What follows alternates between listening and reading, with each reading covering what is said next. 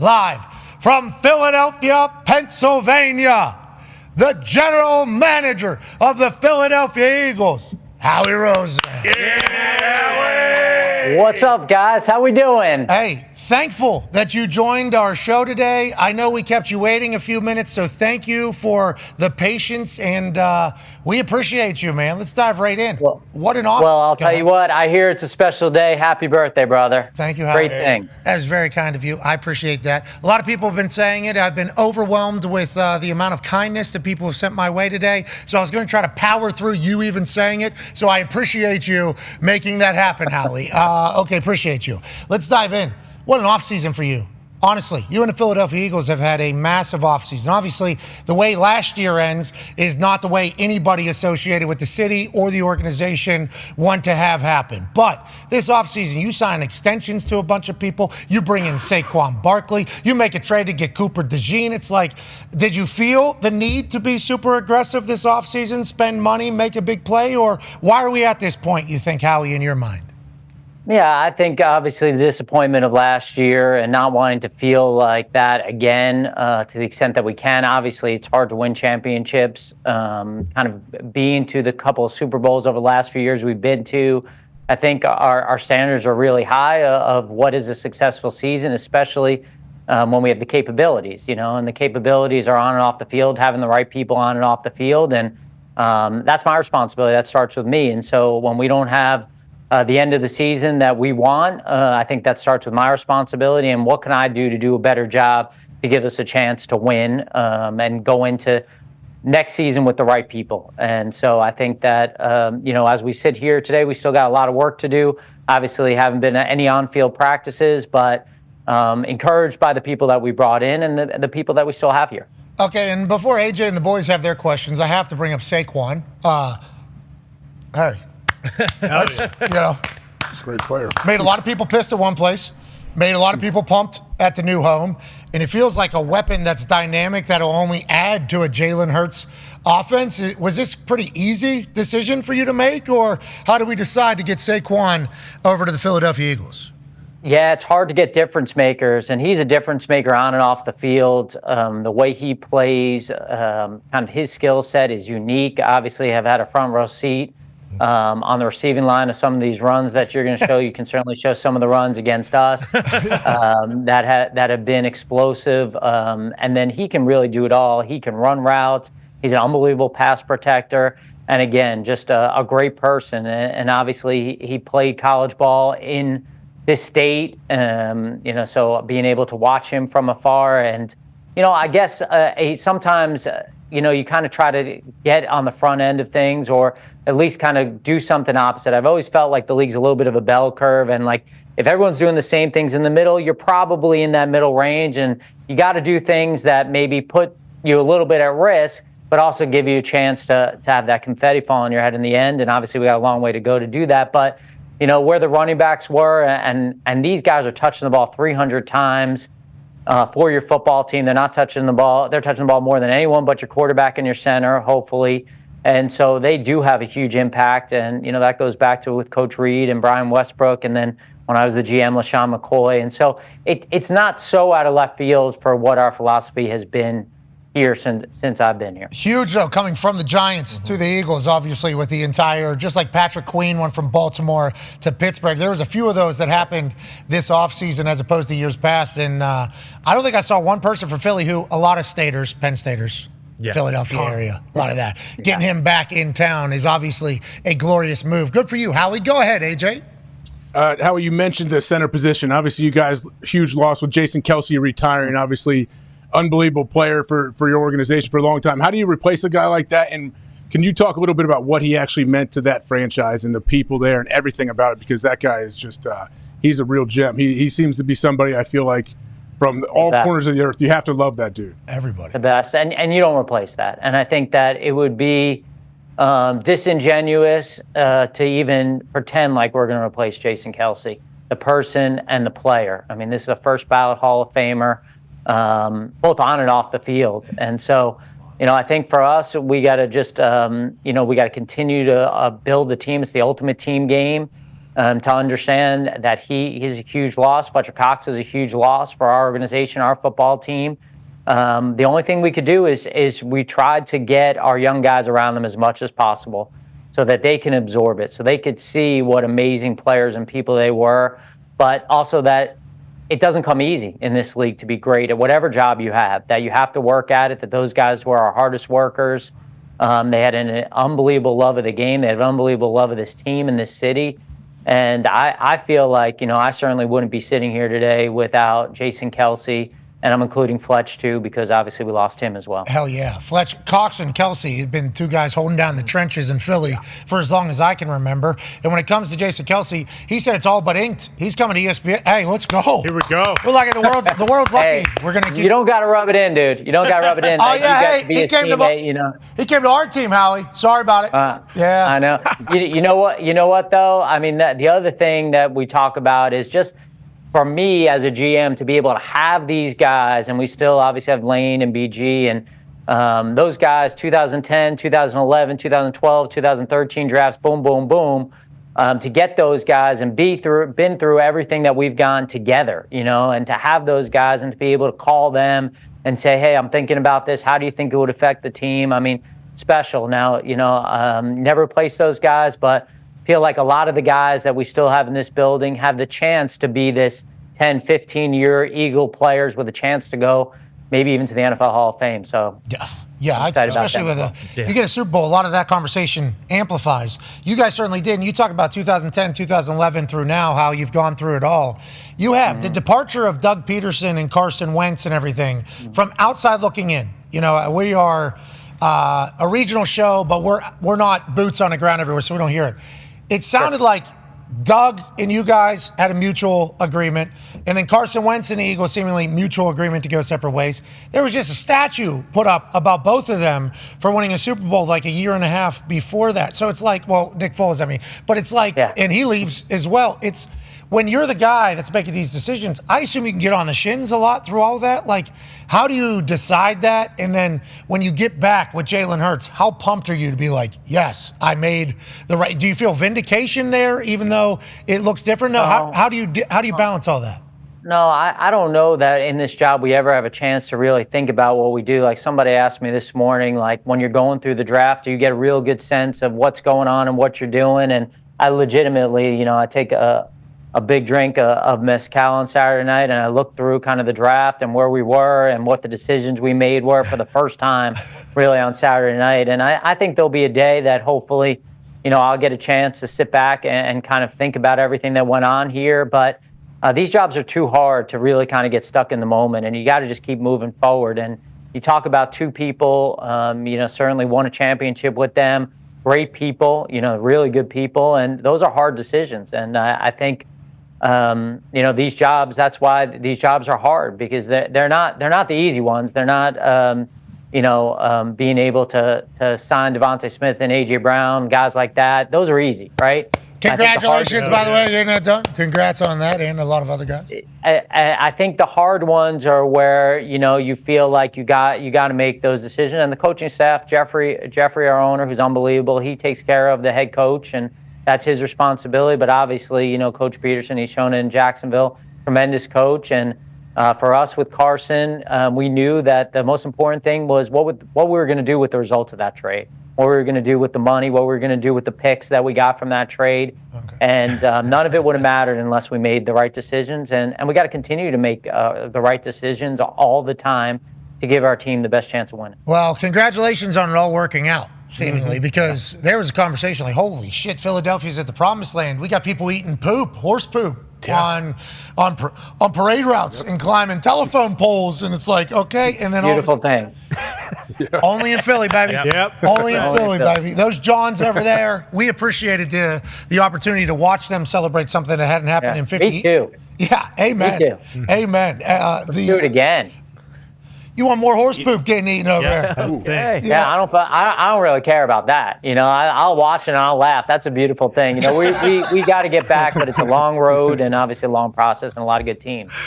Yeah, I'll watch these Johns eat that horse poop, but yeah, look, and I'll laugh. Yeah. We're trying to get to that point again. Connor's got a question for you, Howie. Yeah, how it feels like because you led Philadelphia to the promised land and that guy did eat horse poop, he's been, an up and down, pretty pissed at you, then pretty pumped with you because of the fact that the Eagles have gone through, some turnover. And there, I think it was last year or 2 years ago at the Saints, I think you guys were playing in New Orleans and there were Eagles fans there, and you basically walked up to him like, look what Howie did again, bitch.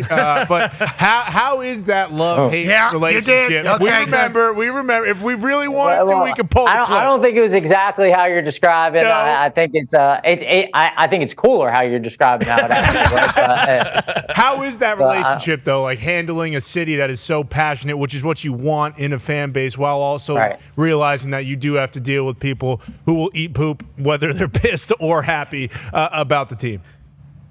Yeah, I think it gives me the opportunity to constantly reinvent myself and make sure that I'm doing my job to the best of my ability. There are such high standards here, and so I can never kind of sit still. I got to constantly try to figure out ways to improve this team because I am really like my job. I'm not going to be here forever. My job is a steward of this franchise. I owe it to certainly our players, our coaches, our staff, our fans, our ownership, to do whatever I can to make sure we're the best possible situation. And that's not only for the short term and the long term. And so, for me, I love it. I love the fact that, if we have a down moment, like, I got to do whatever I can quickly. There is no rebuilding here. It's retooling. I am proud of the fact that, we've had a chance 6 of the last 7 years to go to the playoffs. Obviously, sick about the year that we didn't get there and a chance to compete because the only way you can win a championship is to get in the tournament. And I think that's the first step of it. And obviously it's due to great people that we have on and off the field, great staff, and, great players. We're nothing without our players. And I think for us, we try to do whatever we can to support them and put them in great spots. And our fans, it's one thing, they can say it to us, but man, if you came from Dallas and they start talking smack to me, somebody else is eating horse poop. Okay. Hell yeah. Hell yeah, Howie. The Eagles fans have always had like that reputation. There's a jail in the stadium. Mm-hmm. Where's that? Philadelphia. How come? Well, you know why. You just heard the city it's in. And then all of a sudden, you win, have success. Sirianni told us one time, he said, we're in the middle of like trying to rebuild. I was getting booed going into half of my first preseason game. People were telling me about my shit. It's like, hey, we don't have time for you to figure out what football is. That is not what we're here for. And you want that, you need that. But I could assume there's some nights where it's a little bit uncomfortable hearing what some people are saying about you. Yeah. Got to be a strong-minded person, Howie. Way to go. Yeah. I think at the end of the day, you got to want that challenge. And I think when we win, there's nothing better. There's no place that celebrates it better than this city. I like the challenge. I mean, you reminded me of a story we played on the Thursday night game after we won a world championship. We got shut out at half and we got booed off the field. Banner night. Yeah. I was last year after we lost in the Super Bowl, I was speaking at an event, and that the first question raised their hand. It was like a 12-year-old kid, and they're like, "Hey, Howie," he's like, how you can make up for picking Jalen Reagor over Justin Jefferson? And this is 12. I mean, they're like being raised, So I get it. I understand the market we're in. They're being raised. I kind of embrace the challenge of it, and it's a proven mentality. We got to all have this proven mentality, and that's year to year. That's part of that's pre-agency. That's draft. That's here. In the next few months, trying to find every edge and. I feel proud to be part of this fan base and this city. Yeah, it's a 12-year-old. Mm-hmm. We were just in a Super Bowl. 12-year-old. We're just in a Super Bowl. I mean, what are we? We won one. I'm young. There's a couple of Super Bowls. These kids are being raised to ask me what the hell I'm doing. That is fantastic. I'm thinking of Vince Papale. Yep. And that entire bar. Some kid coming in being like, you see that face right there? You ever get a chance to talk to him? You ask him what the hell he was thinking when a Minnesota play. That's amazing. That's beautiful. That's what you want from a fan base. But also, I'm happy I'm not in your position. Couldn't handle it. Go ahead, AJ. Howie, can you speak a little bit about your first-round pick, Mitchell, the corner from Toledo? It looks very good when you watch him on film. And leading up to that pick at 22, were you calling around? Were people calling you? You trying to move? And the beginning of that first round, did it play out like you thought it might? Yeah, I think there was a point in the draft room where Jeffrey looked at me and he said, "I'm not used to you like not really being on the phone as much as possible. Like, you okay? Is something going on?" Yeah, I think that we're always moving and shaking and trying to figure out ways. But we got to a point in that first round, based on where the offensive players were going, based where the quarterbacks were going, where our board looked good for where we were picking, and it felt like patience made some sense at that moment. I'm not sure it makes a lot of sense in a lot of moments in my life, but at that moment in time, it did, and felt really fortunate to get him. Certainly, one of the guys that was in the mix was our second round pick at 22, and so we kind of spent really, even coming back from my press conference right after the draft, like trying to figure out a way to see if we could go up and get him and get two guys that we had rated as first rounders, and we certainly don't usually have 32 first rounders. We didn't have them in this draft, so to have the opportunity to get two of those guys and great people. We talked again, like, not only guys who have a chance to be really good players in this league, but two really, really good people. And we're trying to make sure that not only do we have great players, but we have great people, and we know we got to develop them too. Nobody comes in and finished product. I always felt like, and you didn't ask me this, but I'm gonna say it anyway. But I feel like this is the only profession in the world where you come in, and if you're not good right away, the expectations are you're not successful at it. And so I feel like we have an obligation to develop our players, to develop them as players and people, and understand, man, I'm certainly glad there weren't phones and cameras around when I was 22 years old or 23 years old, and so. That's on us, and we got to just kind of do the best we can to surround them and give them every resource possible to be the best that they can be. I don't know if you got to see our draft spectacular at all with Bill Belichick, but that was his big angle pretty much leading into it. He was like, I would like to let people know that none of these guys, they all have things they have to work on, because the normal draft process is like Hall of Famer, Hall of Famer, Hall of Famer, Hall of Famer. And Bill's like, this is not how this is. Like, there's a lot of shit, I was just watching. I wish I did watch it, because I could listen to Coach Belichick talk for freaking days, and just even talking the story about the Randy Moss trade and how that went down, and just listen to. Though I will tell you, the first highlight of Randy Moss, you threw like an 8-yard slant where he went for like 12. Do you know how many highlights I could find of Randy Moss that are better than that first highlight? It was like, I agree. What is going on here? Had the exact same thought. As the most boring Randy. What? Yeah, I'll tell you what, that's on us, though. We just grabbed a Randy Moss package. That's literally, we have access to these things. We just grabbed a Randy Moss package. So I don't want to point accountability out of this building, but you're right. I mean, Randy Moss. Yep, a lot of touchdowns. 12-yard play. Randy Moss, that is not. He actually has a play called Mossing somebody. I couldn't even get over it. I'm watching it, and I'm just thinking, if that was like, our website showing A.J. Brown, our PR director, Bob Lang, who does an unbelievable job sitting right here, I'd be calling him and ripping his ass. I'm like, that's the best we can do for A.J. Brown? I mean, come on. Are we trying to sell A.J. Brown here? Or okay, A.J. Brown, basic-ass wide receiver. All right. That's beautiful. I appreciate the way your brain works, Howie. Now, we talked about the draft a little bit. I believe somebody also would like to talk about the draft. Coach Sirianni's here. Yeah, Howie, first and foremost, would just like to say it's an absolute honor working with you day in, day out. Best GM in the business. There's no two ways about that. Is Howie a dog or no? Howie's an absolute fucking dog. Everybody knows I'm it. not feeling this. I was expecting a little bit more accent, a little more enthusiasm. Coach Sirianni has never talked that level to me. Well, it's not game day, Howie. Okay, it's not fucking game day. Oh, it's always game day here. It's not game day right now. Okay, it's off-season program. Okay, so why don't you just let me get through the fucking question, Howie, and then we can get to it. Okay, you're about to see the dog come out in the fucking second here, Howie.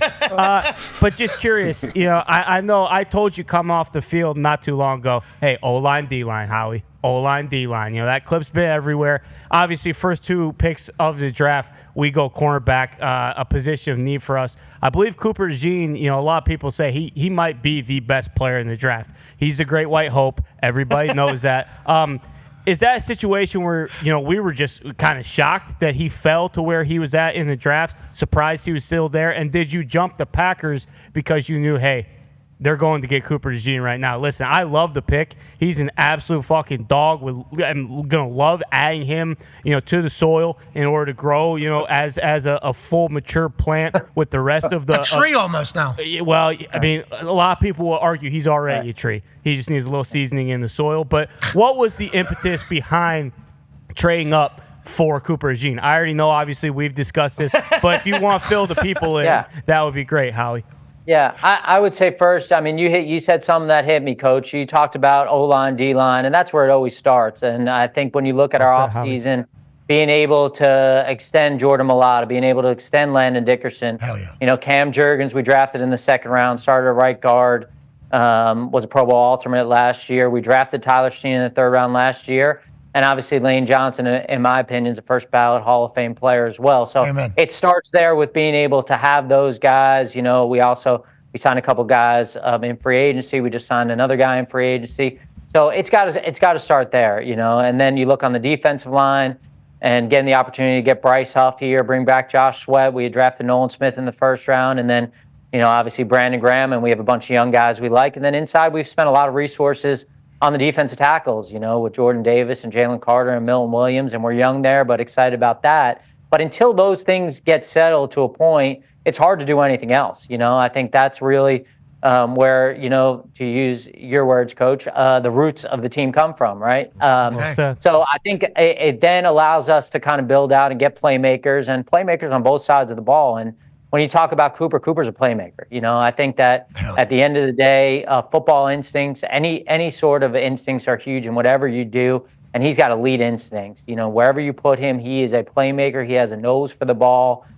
You've seen it do it in clutch moments. Obviously you saw what happened in that Minnesota game. That was bullshit, Howie. Everybody knows it. Yeah, I hear you. But even when he was a freshman, in the bowl game against Kentucky, chasing down Wandell Robertson at the 1 yard line, and his ability to play all around the secondary and make plays. And so, for us, certainly we don't know what anyone else is going to do, but it was important for us to try to get that guy. We thought this guy was a culture guy. We thought this guy had a chance to be an elite player in this league, just like we did our first round pick. And so we were aggressive there in the second round to try to bring him to Philly. Coach, I think you said all around the secondary there. Are you guys thinking safety for Cooper DeJean, or is he going to play corner, Coach? No, well, listen, Howie's not going to be making that decision, okay? I'm going to make the ultimate decision on that. Cooper DeJean he's going to play cornerback, okay? So for everybody, I'm hearing safety from what well, anyone who's saying this guy is a safety, he's not athletic to play cornerback is a fucking idiot, okay?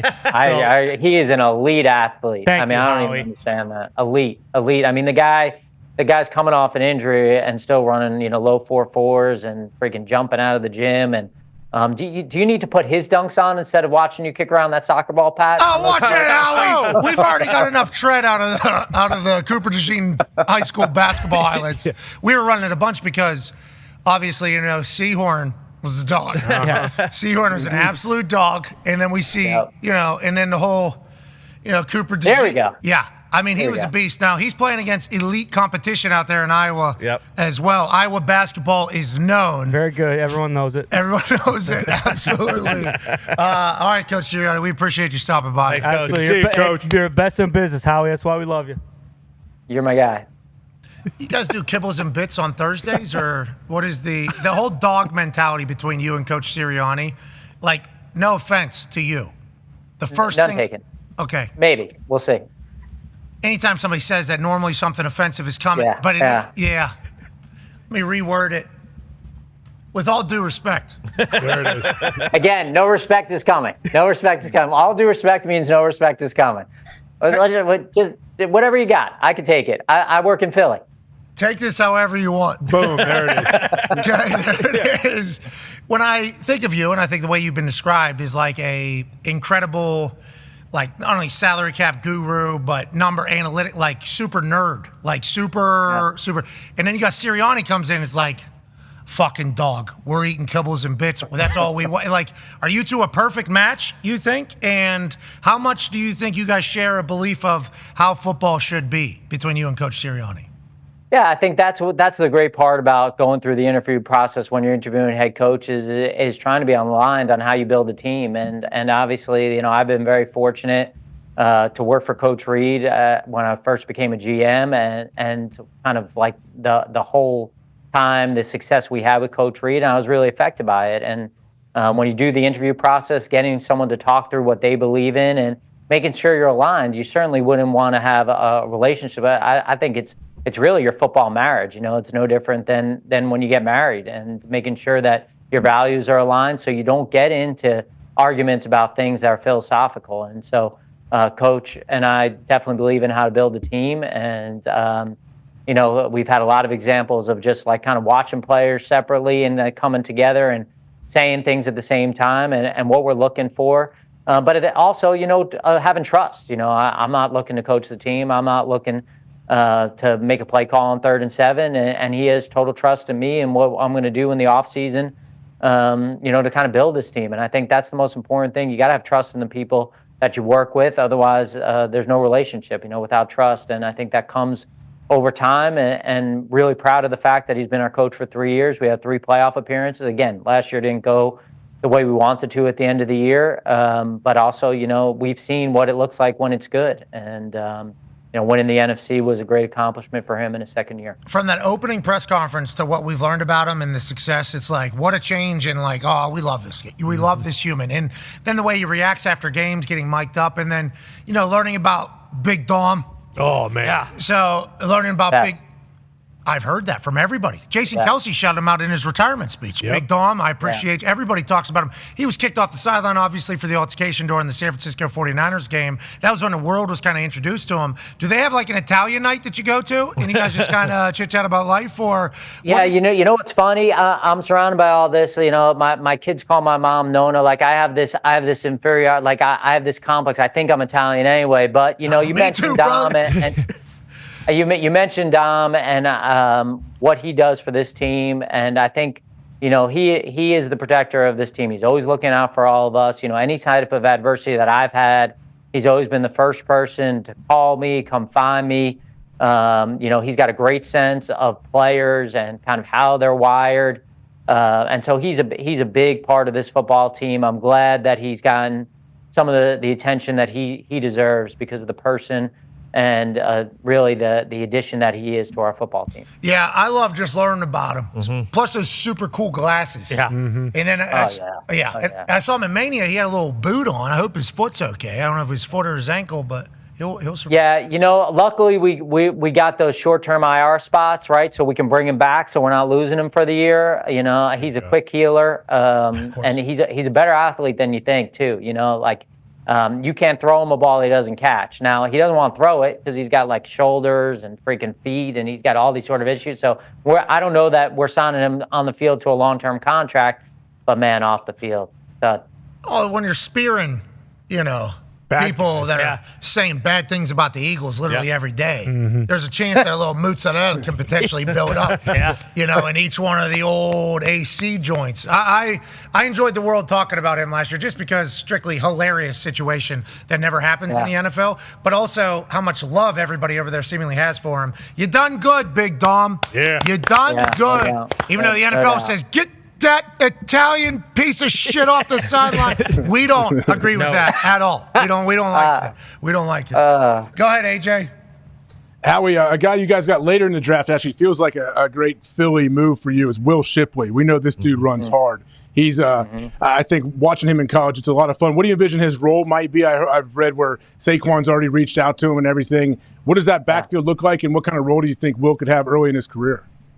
Yeah, I there's not a lot of things that get me more excited than when underclassmen come out into the draft in January, and I look and we don't have a lot of reports on them, and I feel like I could, it'd be the first time I write the first report on guys, and watching Will, just his skill set, his ability to contribute as a route runner, to contribute between the tackles. He's got unbelievably quick feet. He's got balance. He's got a mentality. I mean, this guy is like, all-American person as well. If I remember correctly, I think he was like a Gatorade Carolina Player of the Year coming out of high school, 5-star recruit. And, when you watch him, he's got a lot of the great skill set that the great players in this league have. Obviously, we got a great player there. But it's a long season. You want to have guys in the backfield. We still have Kenny Gainwell. We had signed a couple of guys after the draft, but he just stuck out to us on the board of the kind of player he can be the skill set he can be. You can put him as a slot receiver. He can return kicks. So really was excited to get him in the 4th round. Okay, last question here, and we can't thank you enough for your time. It's about later in the draft. Go ahead, Tom. Yeah, Howie, it felt like you guys had a lot of trades towards the later rounds, day 3, end of day 2, day 3 picks. How has NIL affected like those later rounds? Now, I don't know how many players it is. Say there's 100 players who would normally be in the draft, but are staying in college because they're making money now. How has that affected those late rounds in the draft? Yeah, not only NIL, but the COVID year, being able to come back to school because of the COVID year, and that'll be gone next year. And we were short a couple picks in next year's draft. We had traded a 4th round. We had traded a 6th round pick. And so it was important as we started the 3rd day to see if we can recoup some of that and get us a chance to kind of go back into it next year with more picks. As we pay our players who are deserving. I mean, there's nothing more important to culture than people feeling like if I do the right thing, I can stay here. I get a chance to be here for my career. And so when you do that, though, you need young players too to supplement it. And the only way to do that is through the draft, really. And so you need as many picks as you possibly can get. And I think that's a huge part of what we're trying to do here. And is trying to get some of these young guys on our team with the right mentality, the right skill set. Because we know, our goal is to try to play, certainly 20 games. That's a lot of games. That's a lot of players who we're going to need to contribute through that process. So depth is no more important than anywhere than the National Football League. Amen. And the amount of backup quarterbacks that had to play, last year is making a lot of people make certain decisions and the way salary caps are being constructed in the future. You got your guy in Jalen. I know you don't have a lot of time left, but I assume you love everything about Jalen Hurts. I mean, it seems like everything. The internet, he's so perfect, seemingly, the internet actually hates him. That's right. He's so powerful, attractive, talented, and rich. Yep. It's like there's no way this guy could be wait, real. wait. You missed, and a great person. I guess they never talk about that. That's not a good thing either these days. It's like that's like let's hate on the person who just cares about others, and But listen, I get it. Obviously, I get it. Us, it is what it is, and we just got to keep working hard, and good things will happen. You love Jalen, though. You're lucky to have him. Love Jalen. Lucky to have him. Feel really, really honored to be around the people that I'm around every day and the players. Nothing makes me more proud that I got 4 kids that when they can walk around and see our players and knowing how good of people we have, and then they get on the field and they're just freaking, wouldn't want to be with any other group. Bunch of dogs you got over there. Yeah. Just like you, Howie. Way to go. A hell of a ride since you became GM. We've seen the mountaintop. Now we're trying to get back with a whole new team. We appreciate you, brother. Thank you for joining us.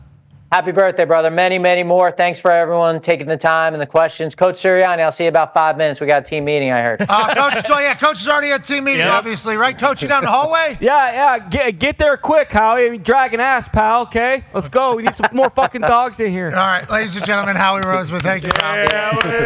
Yeah,